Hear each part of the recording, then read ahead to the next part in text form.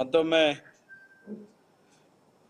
ಎಲ್ಲ ಪತ್ರಿಕಾ ಮಾಧ್ಯಮದ ಬಂಧುಗಳಿಗೆ, ದೃಶ್ಯ ಮಾಧ್ಯಮದ ಬಂಧುಗಳಿಗೆ ಹೃತ್ಪೂರ್ವಕವಾಗಿರ್ತಕ್ಕಂಥ ಸ್ವಾಗತವನ್ನು ಬಯಸ್ತಾ,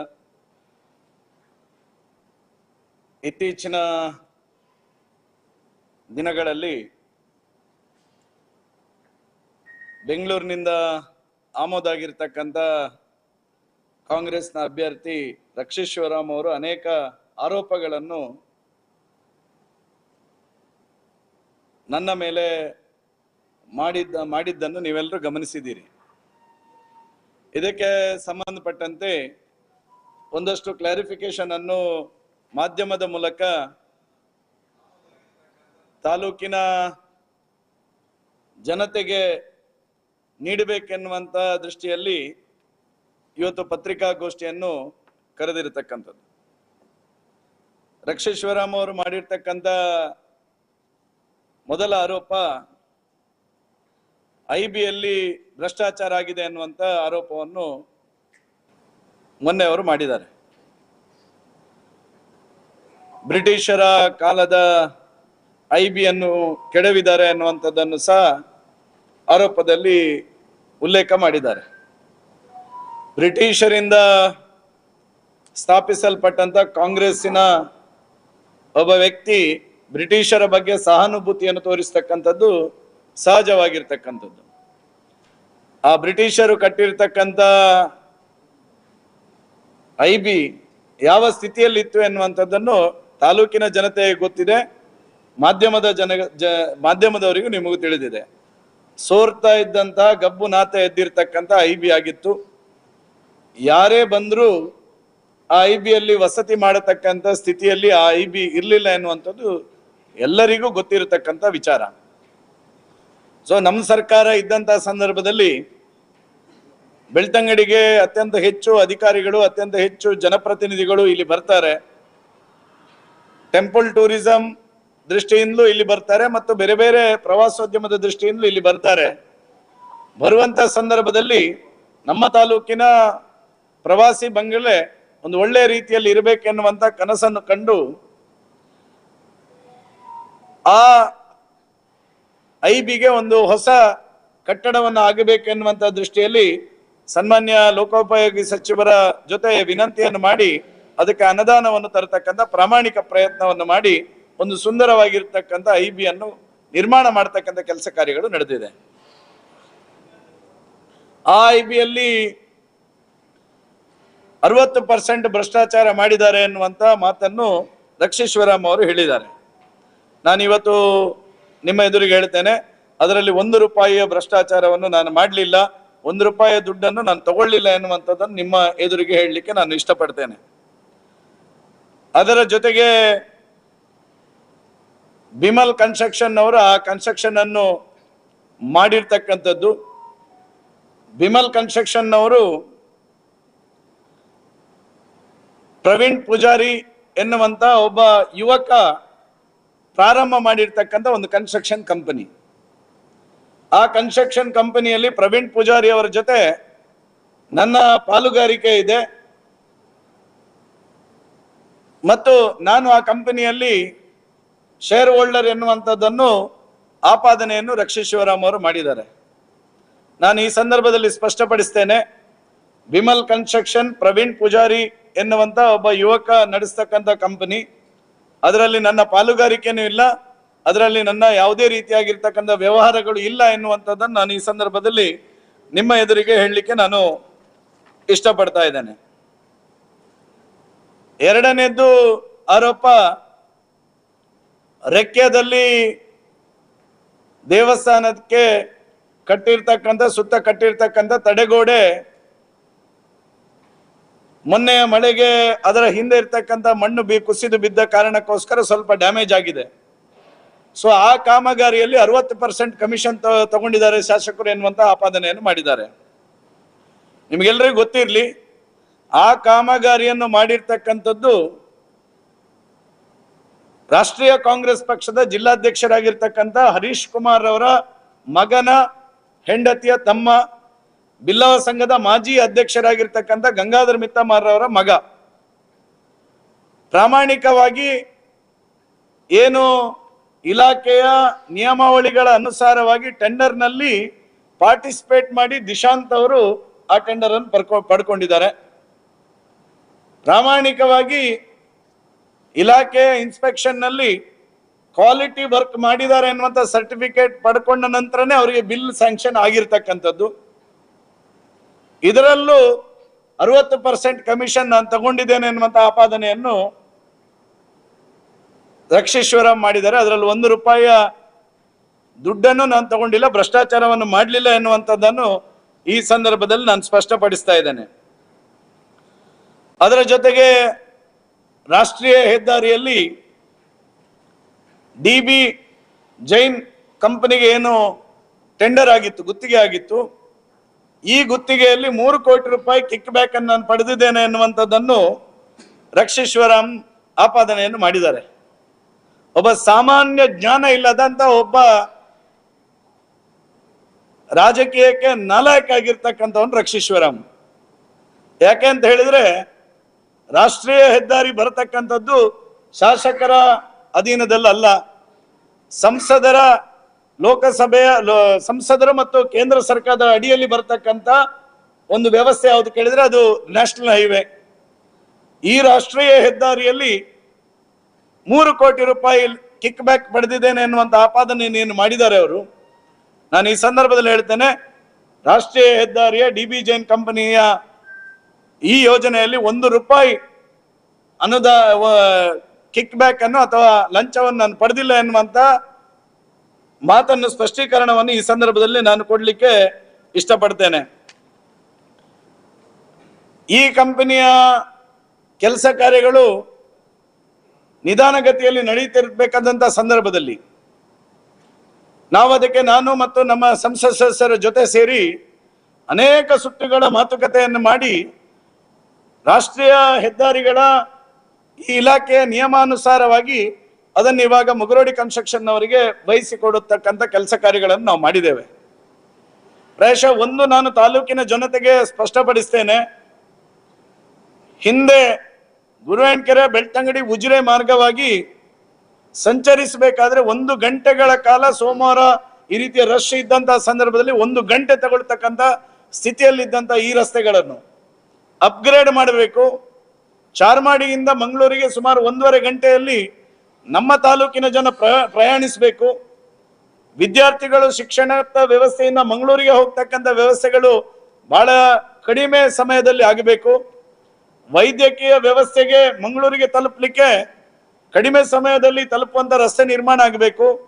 ವ್ಯಾಪಾರ ವಾಣಿಜ್ಯ ವ್ಯವಹಾರಗಳಿಗೆ ಅತ್ಯಂತ ಕಡಿಮೆ ಸಮಯದಲ್ಲಿ ಬೆಳ್ತಂಗಡಿ ಮತ್ತು ಮಂಗಳೂರನ್ನು ಬೆಸೆಯತಕ್ಕಂಥ ರಸ್ತೆ ನಿರ್ಮಾಣ ಆಗಬೇಕೆನ್ನುವಂತ ಸದುದ್ದೇಶದಿಂದ ಆಗಿನ ಸಂಸತ್ ಸದಸ್ಯರಾಗಿರ್ತಕ್ಕಂಥ ನಳಿನ್ ಕುಮಾರ್ ಕಟೀಲ್ರು ಮತ್ತು ನಾನು ಜೊತೆ ಸೇರಿ ಪ್ರಾಮಾಣಿಕ ಪ್ರಯತ್ನವನ್ನು ಮಾಡಿ ನಿತಿನ್ ಗಡ್ಕರಿ ಅವರು ಕಳೆದ ಅವಧಿಯಲ್ಲಿ ನಮಗೆ ₹700 ಕೋಟಿ ಅನುದಾನವನ್ನು ತೆಗೆದುಕೊಂಡಿರ್ತಕ್ಕಂಥದ್ದು. ಇವತ್ತು ಕಾಂಗ್ರೆಸ್ನ ರಕ್ಷೀಶ್ವರಂ ಇರಬಹುದು, ಕಾಂಗ್ರೆಸ್ನವರಿಗೆ ನೈತಿಕತೆ ಇಲ್ಲ. ನೀವು ಅನುದಾನ ಕೊಡದೆ, ನೀವು ಅದರ ಬಗ್ಗೆ ಯೋಚನೆಯನ್ನು ಮಾಡದೆ, ಬೆಳ್ತಂಗಡಿಯನ್ನು ಒಂದು ಕುಗ್ರಾಮದ ರೀತಿಯಲ್ಲಿ ಇರಬೇಕು ಎನ್ನುವಂತ ಮಾನಸಿಕತೆಯಲ್ಲಿ ಇರ್ತಕ್ಕಂಥವ್ರು ನೀವು. ಬೆಳ್ತಂಗಡಿಯನ್ನು ಅಭಿವೃದ್ಧಿಶೀಲ ಬೆಳ್ತಂಗಡಿಯನ್ನಾಗಿ ಮಾಡಬೇಕೆನ್ನುವಂತ ಚಿಂತನೆಯಲ್ಲಿ ಈ ಅನುದಾನವನ್ನು ಸಚಿವರ ಕೈಕಾಲು ಹಿಡಿದು ನಾವು ಕಳೆದ ಅವಧಿಯಲ್ಲಿ ಸ್ಯಾಂಕ್ಷನ್ ಮಾಡಿಸ್ತಕ್ಕಂಥ ಪ್ರಕ್ರಿಯೆಯನ್ನು ನಾವು ಮಾಡಿದ್ದೇವೆ. ಪ್ರಾಯಶಃ ಒಬ್ಬ ವ್ಯಕ್ತಿಯ ಫೈನಾನ್ಷಿಯಲ್ ಸಿಚುವೇಶನ್ ಹೇಗಿರ್ತದೆ ಅನ್ನುವಂಥದ್ದನ್ನು ನಾವು ಊಹೆ ಮಾಡಲಿಕ್ಕೆ ಸಾಧ್ಯ ಇಲ್ಲ. ಪ್ರಾಯಶಃ ಯಾವುದೋ ಒಂದು ಕಾರಣಕ್ಕೋಸ್ಕರ DB ಜೈನ್ ಫೈನಾನ್ಷಿಯಲ್ ಅವರ ಡಿಸಿಪ್ಲಿನ್ ಕಳ್ಕೊಂಡಿರತಕ್ಕಂಥ ಕಾರಣಕ್ಕೋಸ್ಕರ ಮತ್ತು ಈ ಜಿಲ್ಲೆಯ ಮಳೆ ಮತ್ತು ಈ ಜಿಲ್ಲೆಯಲ್ಲಿ ಇರ್ತಕ್ಕಂಥ ಹವಾಮಾನದಿಂದಾಗಿ ಅವರು ಯಾವ ರೀತಿಯಾಗಿ ಕೆಲಸ ಕಾರ್ಯಗಳನ್ನು ನಿರ್ವಹಿಸಬೇಕೆನ್ನುವಂತ ತಜ್ಞರ ತಂಡ ಇಲ್ಲದ ಕಾರಣಕ್ಕೋಸ್ಕರ ಕಳೆದ ಒಂದಷ್ಟು ದಿನಗಳ ಕಾಲ ನಮಗೆ ತೊಂದರೆಗಳು ಆಗಿರ್ತಕ್ಕಂಥದ್ದು ಸಹಜ. ಅವರೊಂದು ಆಪಾದನೆಯನ್ನು ಮಾಡಿದ್ದಾರೆ, ಸ್ವಲ್ಪ ಪುಂಜಲ್ಕಟ್ಟೆಯಲ್ಲಿ ಮಾಡಿದ್ದಾರೆ, ಸ್ವಲ್ಪ ಕಾಶಿಬೆಟ್ಟಲ್ಲಿ ಮಾಡಿದ್ದಾರೆ, ಸ್ವಲ್ಪ ಚಾರ್ಮಾಡಿಯಲ್ಲಿ ಮಾಡಿದ್ದಾರೆ ಅಂತೇಳಿ. ಪ್ರಾಯಶಃ ನಿಮ್ದೇ ಸರ್ಕಾರ ಇದೆ, ಎಲ್ಲಿ ಸರ್ಕಾರಿ ಜಾಗ ಇದೆ ಆ ಸರ್ಕಾರಿ ಜಾಗ ಇರ್ತಕ್ಕಂಥ ಪ್ರದೇಶದಲ್ಲಿ ಅವರ ಕೆಲಸ ಕಾರ್ಯಗಳು ಪ್ರಾರಂಭ ಆಗಿದೆ. ನೀವು ಲ್ಯಾಂಡ್ ಅಕ್ವಿಸಿಷನ್ ಮಾಡಿ ಕೊಡಬೇಕಾದದ್ದು ರಾಜ್ಯ ಸರ್ಕಾರದ ಕರ್ತವ್ಯ. ನೀವೆಷ್ಟು ಲ್ಯಾಂಡ್ ಎಕ್ವಿಸಿಷನ್ ಮಾಡಿ ಕೊಟ್ಟಿದ್ದೀರಿ? ಕಳೆದ 1 ವರ್ಷದಲ್ಲಿ ಎಷ್ಟು ಲ್ಯಾಂಡ್ ಎಕ್ವಿಸಿಷನ್ ಮಾಡಿ ನೀವು ರಾಷ್ಟ್ರೀಯ ಹೈವೇ ಹೆದ್ದಾರಿ ಪ್ರಾಧಿಕಾರಕ್ಕೆ ನೀವು ಬಿಟ್ಟು ಕೊಟ್ಟಿದ್ದೀರಿ?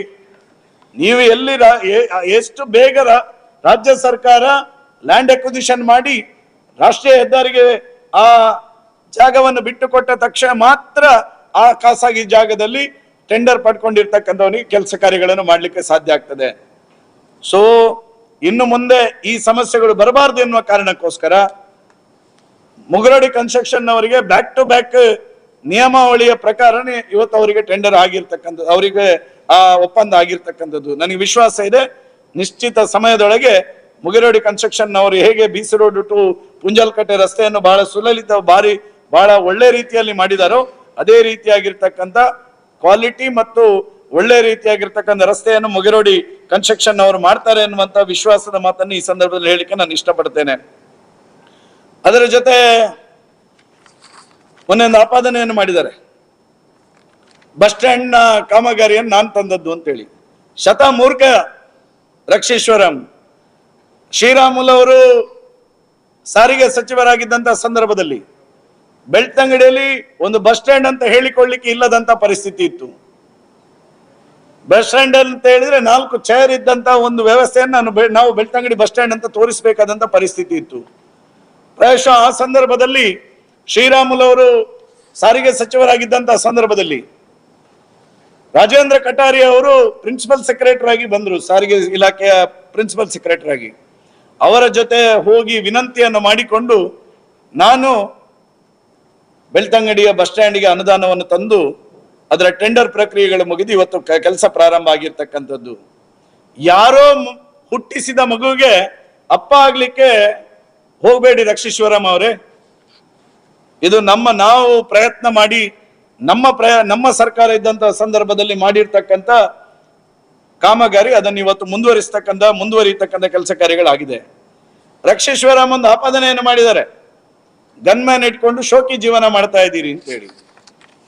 ಈ ಸಂದರ್ಭದಲ್ಲಿ ನಾನು ವಿನಂತಿ ಮಾಡ್ತೇನೆ ಪತ್ರಿಕಾ ಮಾಧ್ಯಮದ ಬಂಧುಗಳಿಗೆ, ಇವತ್ತು ನನಗೆ ಅಂಗರಕ್ಷಕರನ್ನು ಕೊಡಬೇಕೆನ್ನುವಂತ ಮನವಿಯನ್ನು ನಾನು ಮಾಡಲಿಲ್ಲ.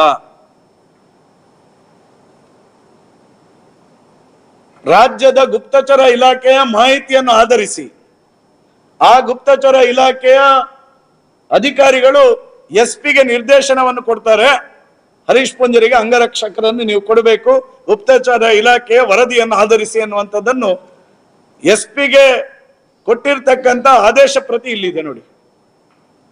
ನಾನು ರಕ್ಷೇಶ್ವರಮ್ಗೆ ವಿನಂತಿ ಮಾಡ್ತೇನೆ, ನಿಮಗೆ ತಾಕತ್ತಿದ್ರೆ ನಿಮ್ದೇ ಸರ್ಕಾರ ಇದೆ, ನೀವು ಕೊಟ್ಟಿರ್ತಕ್ಕಂಥ ಗನ್ಮ್ಯಾನ್ ಅನ್ನು ವಾಪಸ್ ತಗೊಳ್ಳಿ. ನನ್ನ ರಕ್ಷಣೆಗೆ ನನ್ನ ಕ್ಷೇತ್ರದ ಕಾರ್ಯಕರ್ತರು ಇದ್ದಾರೆ, ನನ್ನ ಜೀವ ಉಳಿಸ್ಲಿಕ್ಕೆ ನಾನು ನಂಬಿರ್ತಕ್ಕಂಥ ದೇವರಿದ್ದಾರೆ. ನನಗೆ ನೀವು ಕೊಟ್ಟಿರ್ತಕ್ಕಂಥ ಗನ್ಮ್ಯಾನ್ ನ ಅಗತ್ಯ ಇಲ್ಲ. ಹಿಂದೊಮ್ಮೆಯೂ ಈ ಮಾತನ್ನು ಹೇಳಿದಾಗ ನಾನು ಇದೇ ಮಾತನ್ನು ಹೇಳಿದ್ದೇನೆ. ನಾನು ರಕ್ಷೇಶ್ವರಂ ಅವರಿಗೆ ಹೇಳಲಿಕ್ಕೆ ಇಚ್ಛಪಡ್ತೇನೆ. ನಾನು ಅವತ್ತು ನಿಮ್ಮ ದ್ವೇಷದ ರಾಜಕಾರಣಕ್ಕೋಸ್ಕರ ಪೊಲೀಸ್ ಇಲಾಖೆಯವರು ನನ್ನನ್ನು ಬಂಧನ ಮಾಡಲಿಕ್ಕೆ ಬಂದಾಗ ನನ್ನ ಕಾರ್ಯಕರ್ತರು ನನ್ನನ್ನು ಬಂಧಿಸಲಿಕ್ಕೆ ಬಿಡ್ಲಿಲ್ಲ, ಅವರನ್ನು ಹಿಮ್ಮೆಟ್ಟಿಸಿದ್ರು. ಅದೇ SP ಅವರ ಜೊತೆ ನೀವೊಂದು ಧರ್ಮಸ್ಥಳದಲ್ಲಿ ಪತ್ರಿಕಾಗೋಷ್ಠಿ ಮಾಡಿ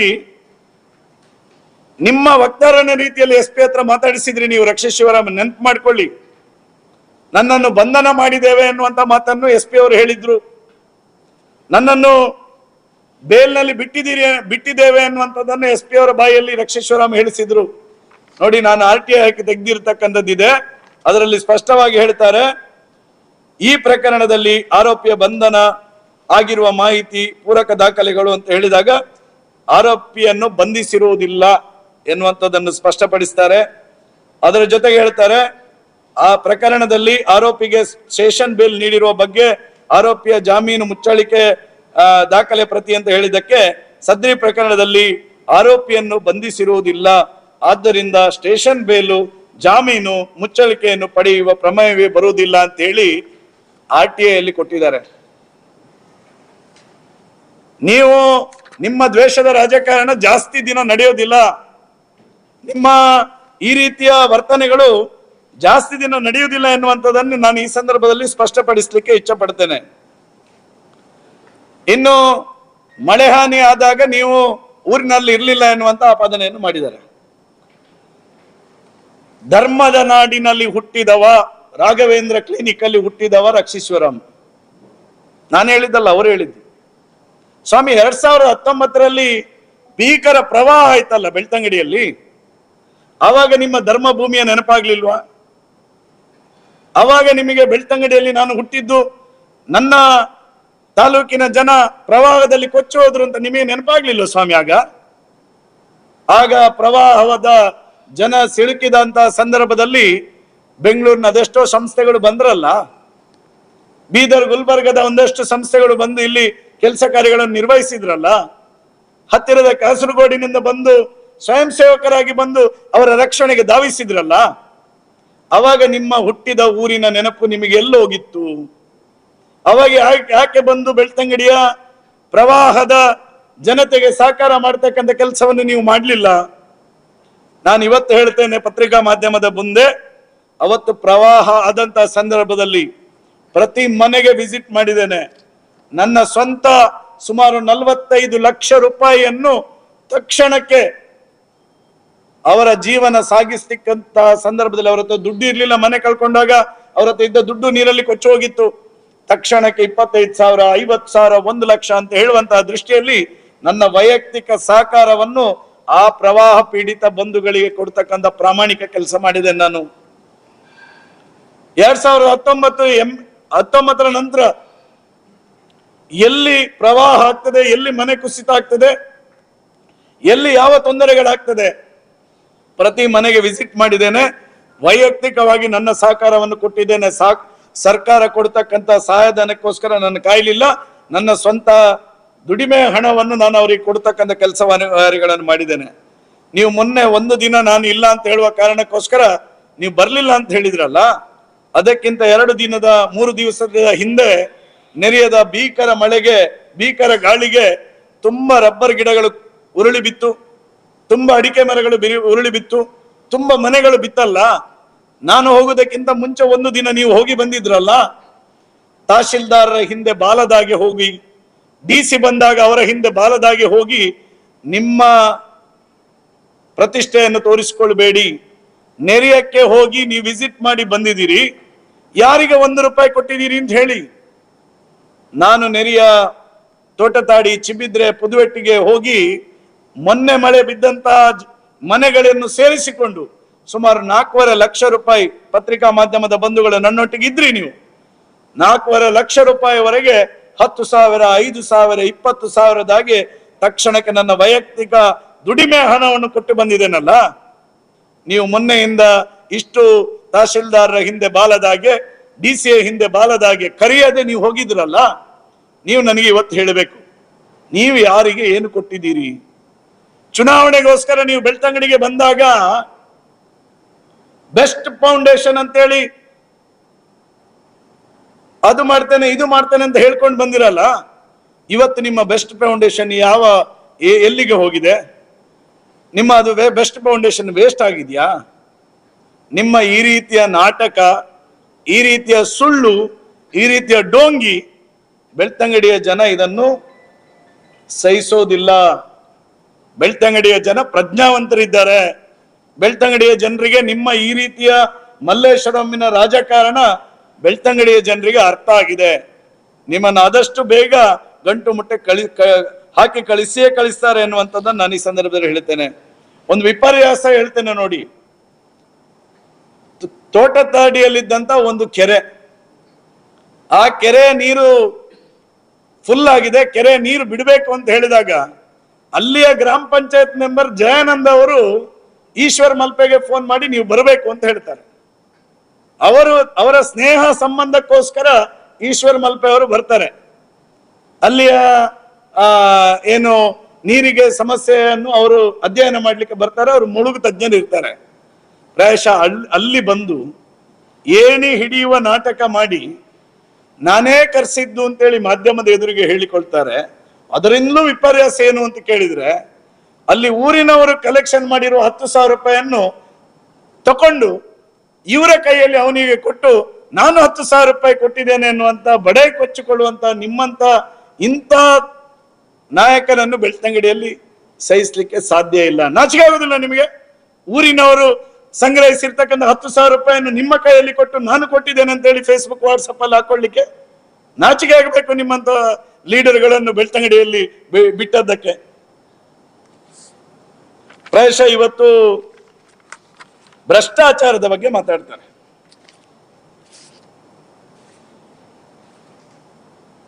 ಭ್ರಷ್ಟಾಚಾರದ ಬಗ್ಗೆ ಮಾತಾಡ್ತಾರೆ. ಭ್ರಷ್ಟಾಚಾರಕ್ಕೆ ಇನ್ನೊಂದು ಹೆಸರು ರಕ್ಷೀಶ್ವರಂ ಅಂಡ್ ಫ್ಯಾಮಿಲಿ. ರಕ್ಷೀಶ್ವರಂ ಅವರೇ, ನೀವು ಹುಟ್ಟಿ ಫಸ್ಟ್ಗೆ ಸಿರ್ಲಾಕ್ ತಿಂದದ್ದು ಭ್ರಷ್ಟಾಚಾರದ ದುಡ್ಡಲ್ಲಿ. ಬೆಂಗಳೂರಿನ ಗಲ್ಲಿ ಗಲ್ಲಿಯೇ ಹೇಳ್ತದೆ, ಬೆಂಗಳೂರಿನ ಮಲ್ಲೇಶ್ವರಂನ ಗಲ್ಲಿ ಗಲ್ಲಿ ಹೇಳ್ತದೆ, ವೈಶ್ಯವಾಟಿಗೆ ದಂಧೆ ಮಾಡತಕ್ಕಂತ ದಂಧೆಯವರಿಂದ ಹಪ್ತ ವಸೂಲಿ ಮಾಡಿ, ಮಸಾಜ್ ಪಾರ್ಲರ್ನಿಂದ ದಂಧೆಯ ವಸೂಲಿ ಮಾಡಿ, ಲಾಡ್ಜ್ಗಳ ದಂಧೆ ನಡೆಸುವವರಿಂದ ವಸೂಲಿ ಮಾಡಿ, ರೌಡ್ಗಳಿಂದ ಹಪ್ತ ವಸೂಲಿ ಮಾಡಿ, ಪಿಕ್ ಪಾಕೆಟರ್ಸ್ ಮೆಜೆಸ್ಟಿಕ್ ಸುತ್ತಮುತ್ತ ಬೆಂಗಳೂರಿನಲ್ಲಿ ಇರ್ತಕ್ಕಂಥ ಪಿಕ್ ಪಾಕೆಟರ್ ಕಳ್ಳರಿಂದ ವಸೂಲಿ ಮಾಡಿ, ಹಫ್ತ ವಸೂಲಿ ಮಾಡಿ. ಎಲ್ಲಿವರೆಗೆ ಅಂತ ಹೇಳಿದ್ರೆ, ಬೆಂಗಳೂರಿನ ಸಿಗ್ನಲ್ ಅಲ್ಲಿ ಒಂದು ದಂಧೆ ನಡೀತದೆ.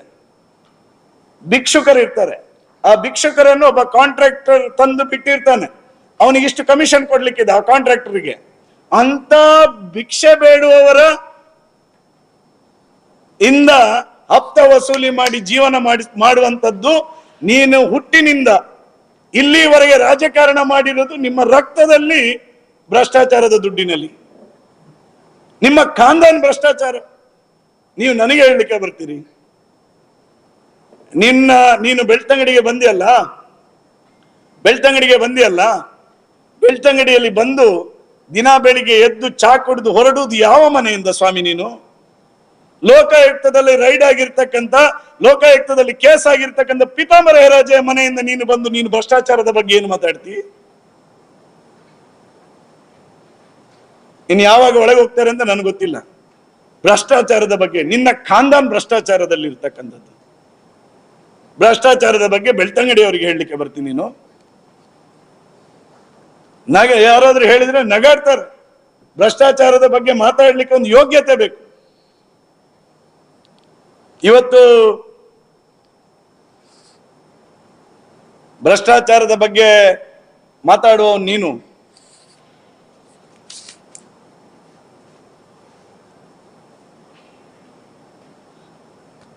ಇವತ್ತು ಬೆಳ್ತಂಗಡಿಯ ಅಧಿಕಾರಿಗಳು ಹೇಳ್ತಾರೆ, ಯಾರ್ಯಾರ ಹತ್ರ ಎಷ್ಟೆಷ್ಟು ವರ್ಗಾವಣೆಗೆ ವಸೂಲಿ ಆಗಿದೆ ಎನ್ನುವಂಥದ್ದನ್ನು ಅಧಿಕಾರಿಗಳಲ್ಲಿ ಕೇಳಿದ್ರೆ ಗೊತ್ತಾಗ್ತದೆ, ಯಾರ್ಯಾರು ಎಷ್ಟೆಷ್ಟು ವಸೂಲಿ ಮಾಡಿದ್ದಾರೆ ಅಂತ ಭ್ರಷ್ಟಾಚಾರದ್ದು. ಅಧಿಕಾರಿಗಳ ವರ್ಗಾವಣೆಯಲ್ಲಿ ಇವತ್ತು ಬೆಳ್ತಂಗಡಿಯಲ್ಲಿ ಭ್ರಷ್ಟಾಚಾರ ತಾಂಡವಾಡ್ತಾ ಇರ್ತಕ್ಕಂಥದ್ದು. ಇವತ್ತು ಒಂದು ಭ್ರಷ್ಟಾಚಾರ ವ್ಯವಸ್ಥೆಗಳು ಹೋಗಬೇಕು, ಅದಕ್ಕೆ ಒಂದು ಸುಸಂಸ್ಕೃತವಾಗಿರ್ತಕ್ಕಂಥ ಅಧಿಕಾರಿಗಳು ನಿರ್ಮಾಣ ಆಗಬೇಕು. ಅದಕ್ಕೋಸ್ಕರ ನಾನು ಬೆಳ್ತಂಗಡಿಯಲ್ಲಿ IAS, KS, IPS ಟ್ರೈನಿಂಗ್ ಮಾಡ್ತೇನೆ ಅಂತ ಹೇಳಿ ಅವತ್ತು ಬೊಗಳೆ ಬಿಟ್ಟಿಯಲ್ಲ, ಎಲ್ಲೋಯ್ತು ಸ್ವಾಮಿ ನೀನು IAS, KS ಟ್ರೈನಿಂಗ್? ಎಷ್ಟು ಜನರನ್ನು ಮಾಡಿದ್ದೀನಿ ನೀನು IAS? ಎಷ್ಟು ಜನರನ್ನು ಮಾಡಿಸಿದ್ದಿ KS? ಮತ್ತೆ ನಮಗೆ ಭ್ರಷ್ಟಾಚಾರದ ಕತೆ ಪಾಠ ಹೇಳಲಿಕ್ಕೆ ನಮಗೆ ಬರ್ತಿದ್ದೀರಿ. ನಾನು ಈ ಸಂದರ್ಭದಲ್ಲಿ ಹೇಳ್ತೇನೆ, ಭ್ರಷ್ಟಾಚಾರದ ಬಗ್ಗೆ ನಿನ್ನೆ ಐವನ್ ಡಿಸೋಜರ್ ಅವರ ಅಭಿನಂದನಾ ಸಮಾರಂಭದಲ್ಲಿ ರಕ್ಷೀಶ್ವರಂ ಅವರು ಹೇಳಿದರು. ಐವನ್ ಡಿಸೋಜರ್ ಅವರು ಒಬ್ಬರೇ ಸೂಟ್ ಕೇಸ್ ಕೊಡದೆ MLC ಆದದ್ದು ಅಂತ ಹೇಳಿ. ನಾನು ಕಾಂಗ್ರೆಸ್ನ ರಾಜ್ಯ ಅಧ್ಯಕ್ಷರಿಗೆ ಶಿವಕುಮಾರ್ ಅವರಿಗೆ ಕೇಳ್ತೇನೆ, ಸ್ವಾಮಿ ನೀವು ಹರೀಶ್ ಕುಮಾರ್ ಅನ್ನು ಸೂಟ್ ಕೇಸ್ ತಗೊಂಡು ಮಾಡಿರುವುದಾ? ಮಂಜುನಾಥ್ ಭಂಡಾರಿ ಅವರನ್ನು ನೀವು ಸೂಟ್ ಕೇಸ್ ತಗೊಂಡು ಮಾಡಿರುವುದಾ? ಅಂದ್ರೆ ಐವನ್ ಅವರೊಬ್ಬರೇ ಅವರ ಪಾರ್ಟಿಯಲ್ಲಿ ಸೂಟ್ ಕೇಸ್ ತಗೊಳ್ಳದೆ MLC ಆದವರಂತೆ. ಇಂಥ ಜನರನ್ನು ಕಟ್ಟಿಕೊಂಡ್ರೆ ಕಾಂಗ್ರೆಸ್ ಪಾರ್ಟಿ ಉದ್ಧಾರ ಆಗ್ಲಿಕ್ಕೆ ಸಾಧ್ಯ ಇದೆಯಾ? ಒಬ್ಬ ಪ್ರಾಮಾಣಿಕ ಕಾಂಗ್ರೆಸ್ ಪಾರ್ಟಿಯಲ್ಲಿ ಅನೇಕ ವರ್ಷದಿಂದ ದುಡಿದಿರ್ತಕ್ಕಂಥ ಹರೀಶ್ ಕುಮಾರ್ ಅವರನ್ನು ಅವರ ಯೋಗ್ಯತೆ ಆಧಾರದಲ್ಲಿ ಅವರು MLC ಆದ್ದು. ಎಷ್ಟೋ ವರ್ಷದಿಂದ ದುಡಿರ್ತಕ್ಕಂಥ ಮಂಜುನಾಥ್ ಭಂಡಾರಿ ಅವರು ಅವರ ಯೋಗ್ಯತೆಯಲ್ಲಿ MLC ಆಗಿರುವುದು. ನೀವು ಅವರ ಯೋಗ್ಯತೆಗೆ ಬೆಲೆ ಕಟ್ತೀಯ ನೀನು? ಈ ರೀತಿಯ ನಿಮ್ಮ ಮಾತುಗಳಿಗೆ ಪೂರ್ಣ ವಿರಾಮ ಹಾಡಬೇಕೆನ್ನುವಂತ ದೃಷ್ಟಿಯಲ್ಲಿ ಇವತ್ತು ನಾನು ಪತ್ರಿಕಾಗೋಷ್ಠಿ ಕರೆದಿರ್ತಕ್ಕಂಥದ್ದು. ರಕ್ಷೀಶ್ವರಮ್ಮಗೆ ಒಂದು ವಿಷಯವನ್ನು ಹೇಳಲಿಕ್ಕೆ ಇಷ್ಟಪಡ್ತೇನೆ. ಬೆಳ್ತಂಗಡಿಯ ಗ್ರಾಮೀಣ ಕಾಂಗ್ರೆಸ್ ಅಧ್ಯಕ್ಷ ಸತೀಶ್ ಕಾಶಿಪಟ್ನ ಮುಂದಿನ ದಿನದಲ್ಲಿ ಪ್ರೆಸ್ ಮೀಟ್ ಮಾಡ್ತೇನೆ. ಅವರ ಬ್ರಹ್ಮಾಂಡ ಭ್ರಷ್ಟಾಚಾರವನ್ನು ನಿಮ್ಮ ಎದುರಿಗೆ ಇಡ್ತೇನೆ. ಫಸ್ಟಿಗೆ ಅವನ ಒಳಗಿದ್ದವರನ್ನು ಸರಿ ಮಾಡಿಕೊಳ್ಳಿ. ಕೊನೆಗೆ ನಾನು ಇಷ್ಟೇ ಹೇಳಲಿಕ್ಕೆ ಬಯಸ್ತೇನೆ, ನಾಳೆ ಬೆಳಿಗ್ಗೆ 9 ಗಂಟೆಗೆ ಬೆಳ್ತಂಗಡಿಯ ಜನ ನಂಬತಕ್ಕಂಥ ಮಾರಿಗುಡಿಯಲ್ಲಿ IBಯಲ್ಲಿ ನಾನು 1 ರೂಪಾಯಿ ತೆಗೆದುಕೊಂಡಿಲ್ಲ ಅನ್ನುವಂಥದ್ದನ್ನು ನಾನು IBಯ ಗುತ್ತಿಗೆ ಕಾಮಗಾರಿ ಪಡ್ಕೊಂಡಿರ್ತಕ್ಕಂಥವ್ರ ಹತ್ರ 1 ರೂಪಾಯಿ ತಗೊಂಡಿಲ್ಲ ಅಂತ ಹೇಳಿ ನಾನು ಪ್ರಮಾಣ ಮಾಡ್ತೇನೆ. ನ್ಯಾಷನಲ್ ಹೈವೇ ಅವರ ಹತ್ರ 1 ರೂಪಾಯಿ ತಗೊಂಡಿಲ್ಲ ಅಂತ ನಾನು ಪ್ರಮಾಣ ಮಾಡ್ತೇನೆ. ರೆಕ್ಕೆದ ಆ ವರ್ಕಿನಲ್ಲಿ 1 ರೂಪಾಯಿ ನಾನು ತಗೊಂಡಿಲ್ಲ ಅಂತ ನಾನು ಪ್ರಮಾಣ ಮಾಡ್ತೇನೆ. ಬಿಮಲ್ ಕನ್ಸ್ಟ್ರಕ್ಷನ್ ನಲ್ಲಿ ನನ್ನ ಪಾಲುಗಾರಿಕೆ ಇಲ್ಲ, ನನ್ನ ಇನ್ವೆಸ್ಟ್ಮೆಂಟ್ ಇಲ್ಲ, ಅವರ ಹತ್ರ 1 ರೂಪಾಯಿ ನಾನು ದುಡ್ಡು ತಗೊಳ್ಳಿಲ್ಲ ಅಂತ ಹೇಳುವಂತದ್ದನ್ನು ನಾನು ಪ್ರಮಾಣ ಮಾಡ್ತೇನೆ. ನಾನು ನಾಳೆ ಮಾಡತಕ್ಕಂಥ ಪ್ರಮಾಣದಲ್ಲಿ ನಾನು ಹೇಳಿದ್ದು ತಪ್ಪಿದ್ರೆ ಆ ತಾಯಿ ನನಗೆ, ನನ್ನ ಹೆಂಡತಿ ಮಕ್ಕಳಿಗೆ ಶಿಕ್ಷೆ ಕೊಡಬೇಕು. ಸುಳ್ಳು ಆಪಾದನೆ ಮಾಡಿದ್ರೆ ರಕ್ಷೀಶ್ವರಮಿಗೆ, ರಕ್ಷೀಶ್ವರಮ ಹೆಂಡತಿಗೆ, ರಕ್ಷೀಶ್ವರನ ಮಕ್ಕಳಿಗೆ, ಅವನ ಕಾಂದಾನಿಗೆ ಅದನ್ನು ಆ ಮಾರಿಗುಡಿಯ ತಾಯಿ ತೋರಿಸ್ಬೇಕೆನ್ನುವಂಥದ್ದು ನಾನು ಈ ಸಂದರ್ಭದಲ್ಲಿ ಹೇಳುತ್ತೇನೆ. ನೀನು ಹೌದು ಅಂತಾದ್ರೆ, ನೀನು ಮಾಡಿದ ಆಪಾದನೆಗೆ ಬದ್ಧ ಇದ್ದೀ ಅಂತಾದ್ರೆ ನಾಳೆ ಬೆಳಿಗ್ಗೆ 9 ಗಂಟೆಗೆ ನಾನು ಮಾಡತಕ್ಕಂಥ ಪ್ರಮಾಣ ಮಾಡ್ತೇನೆ, ನೀನು ಬಾ ಪ್ರಮಾಣ ಮಾಡ. ಇಲ್ಲದಿದ್ರೆ ನಾನು ಪ್ರಮಾಣ ಮಾಡ್ತೇನೆ, ನಾನು ತಗೊಳ್ಳಿಲ್ಲ ಎನ್ನುವಂಥದ್ದು ನಾನು ಪ್ರಮಾಣ ಮಾಡ್ತೇನೆ. ಈ ಒಂದು ಸವಾಲನ್ನು ನೀನು ಸ್ವೀಕಾರ ಮಾಡ್ಬೇಕು. ಯಾಕಂತ ಹೇಳಿದ್ರೆ ಧರ್ಮ ಮೆಟ್ಟಿದ ನಾಡಿನಲ್ಲಿ ನಾನು ಬಂದವ ಅಂತ ಹೇಳಿದ್ರಿ. ನಿನ್ನ ಧರ್ಮ ಅಂತ ಇದ್ರೆ ಒಂದು ವಿಷಯವನ್ನು ನೆನ್ಪಿಟ್ಕೊಳ್ಳಿ ರಕ್ಷೀಶ್ವರಂ ಅವರೇ, ಈ ಧರ್ಮದ ನಾಡಿನಲ್ಲಿ ಸುಳ್ಳು ಹೇಳಿದ್ರೆ, ಈ ಧರ್ಮದ ನಾಡಿನಲ್ಲಿ ಈ ರೀತಿ ಅಪಪ್ರಚಾರದ ರಾಜಕಾರಣ ಮಾಡಿದ್ರೆ ಈ ಧರ್ಮದ ನಾಡಿನಲ್ಲಿ ನೀವು ಅನುಭವಿಸ್ತೀರಿ ಅನ್ನುವಂಥದ್ದನ್ನು ನಾನು ಈ ಸಂದರ್ಭದಲ್ಲಿ ಹೇಳ್ತೇನೆ.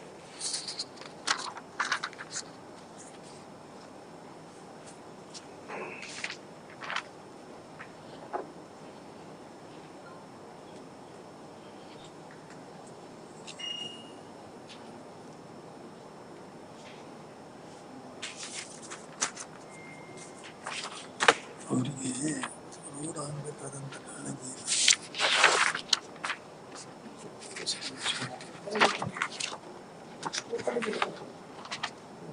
ನಾಳೆ ಮಾರಿಗುಡಿ ಬೆಳಿಗ್ಗೆ ಓಪನ್ ಮಾಡ್ಲಿಕ್ಕೆ ಹೇಳಿದ್ದೇನೆ. ಓಪನ್ ಇಲ್ಲ ಅಂತ ಹೇಳಿದ್ರೆ ಅದರದ್ದು ಮತ್ತೆ ವ್ಯತ್ಯಾಸಗಳು ತಿಳಿಸ್ತೇನೆ ಬೆಳಿಗ್ಗೆ. ಅಂದ್ರೆ ಅದು ಮಂಗಳವಾರ ಮತ್ತು ಶುಕ್ರವಾರ ಅಲ್ಲ, ಮೊನ್ನೆ ಓಪನ್ ಮಾಡಿದ್ದಾರೆ. ನಾನು ಶುಕ್ರವಾರ ಇಲ್ಲ, ನಾನು ಅದಕ್ಕೆ ನಾಳೆ ಓಪನ್ ಹರೀಶ್ರಿಗೆ ಮಾತಾಡ್ತೇನೆ.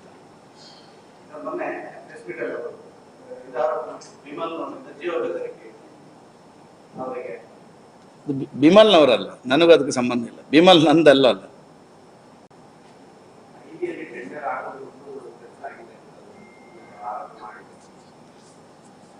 ಕೆಲಸ ಮಾಡಿಸೋದು ನಾನು ಟೆಕ್ನಿಕಲ್ ಎಕ್ಸ್ಪರ್ಟ್ ಅಲ್ಲ.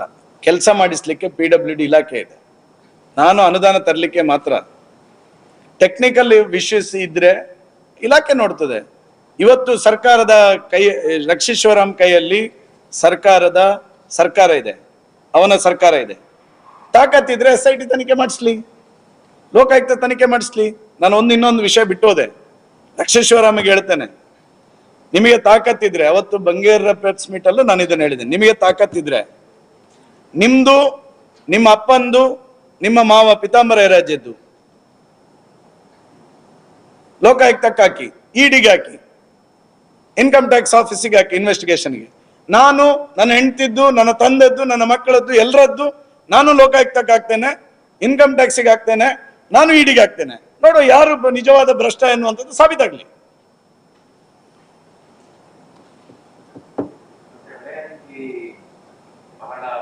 ಕಾಲದ್ದು ಅದು ಬರಬರುವಂಥದ್ದು ಅದಕ್ಕಾಗಿ 70,000ಕ್ಕೆ ಅದನ್ನು ಹಾಕಿದ್ದಾರೆ. ಸ್ವಾಮಿ, ಟೆಕ್ನಿಕಲ್ ಇಶ್ಯೂಸ್ಗೂ ನನಗೂ ಸಂಬಂಧ ಇಲ್ಲ. ಇಲಾಖೆಯವರು ತಪ್ಪು ಮಾಡಿದ್ರೆ ಇಲಾಖೆಯವರು ಅನುಭವಿಸ್ತಾರೆ. ಅವನ ಸರ್ಕಾರ ಇದೆ, SITಗೆ ಹಾಕ್ಲಿ, ತನಿಖೆ ಮಾಡಿಸ್ಲಿ, ಡಿಪಾರ್ಟ್ಮೆಂಟ್ ಎನ್ಕ್ವೈರಿ ಮಾಡಿಸ್ಲಿ, ಏನ್ ಬೇಕಾದ್ರೂ ಮಾಡಿಸ್ಲಿ. ಅವತ್ತಿನ AWR ಇದ್ರು, ಅವ್ರ ಮೇಲೆ ಶಿಕ್ಷೆ ಕ್ರಮ ಕೈಗೊಳ್ಳಿ, ನನಗೇನ್ ತೊಂದರೆ ಇದೆ? ನನಗೂ ಅದಕ್ಕೆ ಸಂಬಂಧ ಇಲ್ಲ.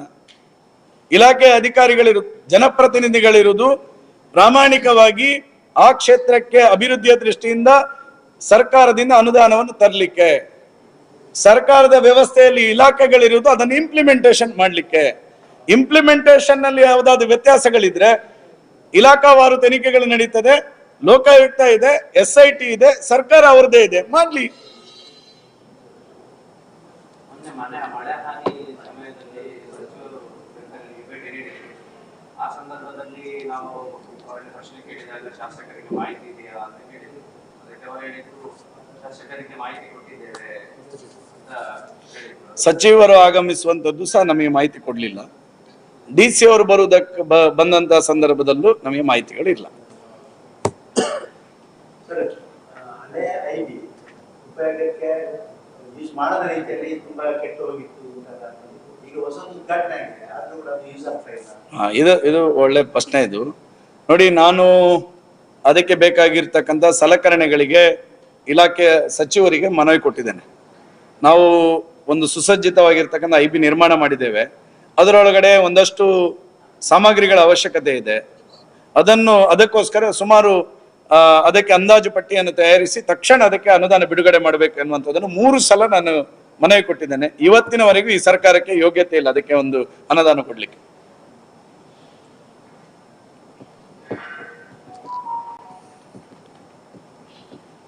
ಇವತ್ತು ಮೊನ್ನೆ ಸಚಿವರು ಬಂದ್ರಲ್ಲ, ನಮ್ಮ 2019ರಲ್ಲಿ ಪ್ರವಾಹ ಆದಂತ ಸಂದರ್ಭದಲ್ಲಿ ಈ ರಾಜ್ಯದ ಮುಖ್ಯಮಂತ್ರಿಗಳನ್ನು ನಾನು ಈ ಕ್ಷೇತ್ರಕ್ಕೆ ಕರೆಸಿದ್ದೇನೆ.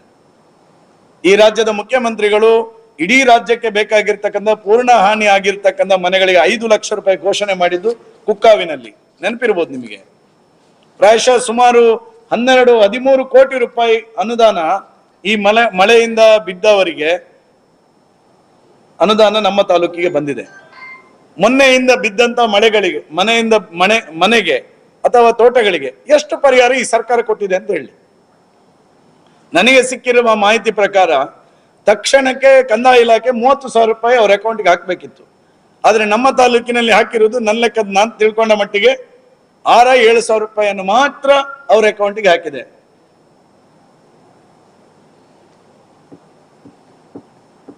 ಇಂಥ ಸರ್ಕಾರ, ಈ ರೀತಿಯ ಅಭಿವೃದ್ಧಿ ಶೂನ್ಯವಾಗಿರ್ತಕ್ಕಂಥ ಸರ್ಕಾರವನ್ನಿಟ್ಟುಕೊಂಡು ಇವತ್ತು ನಮಗೆ ಬೊಗಳೆ ಬಿಡ್ಲಿಕ್ಕೆ ಬರ್ತಾರೆ. ರಕ್ಷೀಶ್ವರಾಮಿಗೆ ಹೇಳ್ತೇನೆ, ಕಾಗಕ್ಕ ಗೂಬಕ್ಕ ಕತೆ ನಮಗೆ ಬೆಳ್ತಂಗಡಿ ಅವ್ರಿಗೆ ಹೇಳ್ಬೇಡಿ, ನೀವು ಅದೇನಿದ್ರು ನಿಮ್ ಮಲ್ಲೇಶ್ವರಮಲ್ಲಿ ಇಟ್ಕೊಳ್ಳಿ ಅನ್ನುವಂಥದ್ದನ್ನ ಹೇಳ್ತಾರೆ. Yes sir, ಏನಿಲ್ಲಲ್ಲ.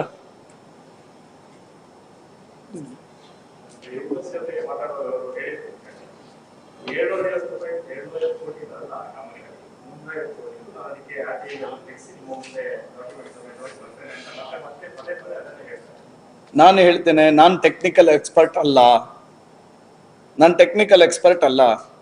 750 ಕೋಟಿಯ ವರ್ಕ, 300 ಕೋಟಿಯ ವರ್ಕ, 200 ಕೋಟಿಯ ವರ್ಕ, ಟೆಕ್ನಿಕಲಿ ಅದರಲ್ಲಿ ಏನು ಪ್ರಾಬ್ಲಮ್ ಇದೆಯಾ?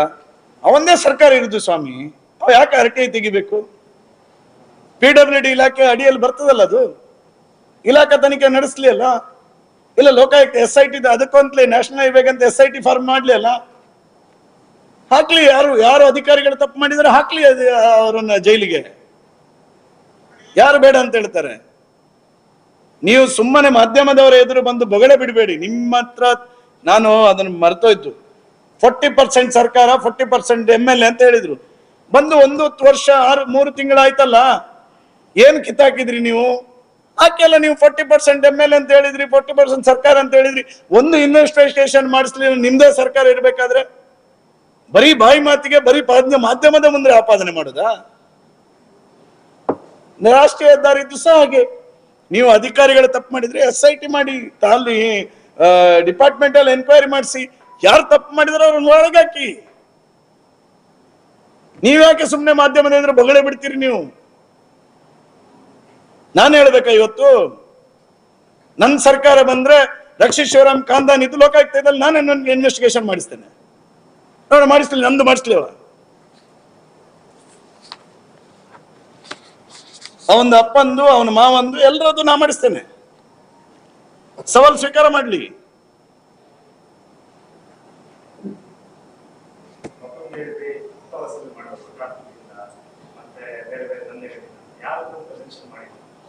ಮಲ್ಲೇಶ್ವರಂನ ಜನ ಹೇಳ್ತಾರ್ರಿ, ಬೆಳ್ತಂಗಡಿಯಲ್ಲಿ ಯಾರಿದ್ದಾರೆ ಅವರು ಮಾಡಿದ್ದಾರೆ ಅಂತ. ಮಲ್ಲೇಶ್ವರಂನ ಜನ ಹೇಳ್ತಾ ಇದ್ದಾರೆ ಯಾರು ಯಾವ ರೀತಿ ಭ್ರಷ್ಟಾಚಾರ ಮಾಡಿದ್ದಾರೆ ಅನ್ನುವಂಥದ್ದು ಜಗತ್ತಿಗೆ ಗೊತ್ತಿದೆ. ಲೋಕಾಯುಕ್ತ ರೈಡ್ ಆಗಿರೋದು ಯಾರು ಅಂತ ಹೇಳಿದೆ ನಾನು, ಜಗತ್ತಿಗೆ ಗೊತ್ತಿದೆ. ಬೆಳ್ತಂಗಡಿಯ ಪ್ರತಿಯೊಬ್ಬನಿ ಪ್ರಜ್ಞಾವಂತ ರಾಜಕಾರಣದಲ್ಲಿರುವವನಿಗೆ ಎಲ್ರಿಗೂ ಗೊತ್ತಿದೆ ಭ್ರಷ್ಟಾಚಾರದ ಕುಟುಂಬ ಯಾವುದು, ಎಲ್ರಿಗೂ ಗೊತ್ತಿದೆ. ಮತ್ತೆ ಅದನ್ನ ನಾನು ಬಿಡಿಸಿ ಹೇಳ್ಬೇಕಾ? ಎಸ್ ಸರ್, ಎಲ್ರಿಗೂ ಧನ್ಯವಾದ.